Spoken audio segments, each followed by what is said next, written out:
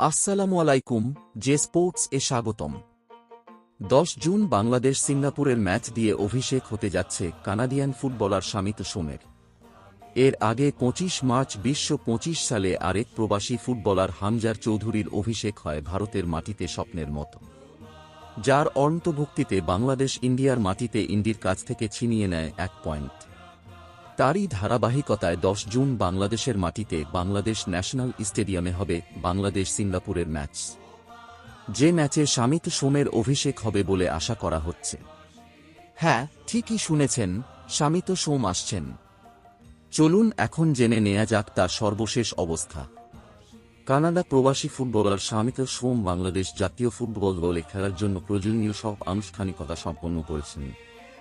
তিনি ইতিমধ্যে জন্ম নিবন্ধন, কানাডা ফুটবল অ্যাসোসিয়েশনের অনাপত্তিপত্র, বাংলাদেশের পাসপোর্ট এবং ফিফার চূড়ান্ত অনুমোদন পেয়েছেন।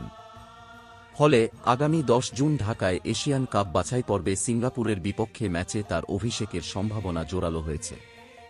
শামিত সোম বর্তমানে কানাডিয়ান প্রিমিয়ার লিগের ক্লাব ক্যাভালরি এফসির মিডফিল্ডার হিসেবে খেলছেন। তিনি 2016 সালে কানাডার অনূর্ধ্ব-20 দলের হয়ে 7টি এবং 2018 সালে অনূর্ধ্ব-21 দলের হয়ে 4টি ম্যাচ খেলেছেন।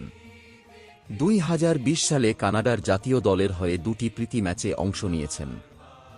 বাংলাদেশ জাতীয় দলের টিম ম্যানেজমেন্ট শামিত সোমকে স্কোয়াডে রাখার পরিকল্পনা করছে। যদি সবকিছু পরিকল্পনা অনুযায়ী এগিয়ে যায়, তবে 10 জুনের ম্যাচেই তাকে লাল সবুজের জার্সিতে মাঠে দেখা যেতে পারে।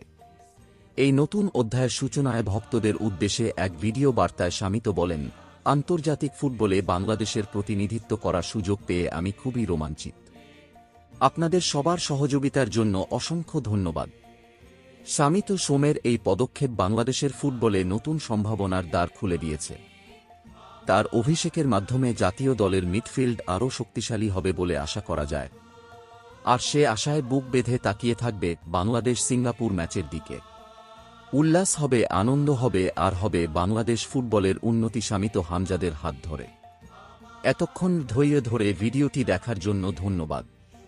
লাইক, কমেন্ট, শেয়ার এবং সাবস্ক্রাইব করে সঙ্গেই থাকুন।